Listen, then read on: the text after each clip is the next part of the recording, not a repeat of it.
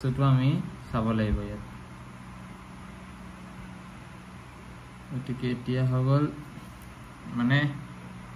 মৌলৰ পৰ্যাবৃত্ত শ্ৰেণী বিভাজন মানে হ'ল মানে এতিয়া টোটেল আমাৰ 180টা আছে 118টা আছে এলিমেন্ট টোটেল কিন্তু আমাৰ প্ৰথমতে কিমান নাছিলে মানে মানুহে লাহে লাহে যিমানে সায়েন্সৰ মানে এটা বিকাশ ঘটিছে আবিষ্কাৰ হৈ ইমানটো পাইছে কিন্তু মানে 1800 চনত কেৱল 30টা মৌল আছিল তেনেকে মানে বহুত কমৰ পৰা আৰম্ভ হৈ পাইছে তাৰ মানে কি এটা এটাকে কোম্বাই দি পাইছে নিজৰ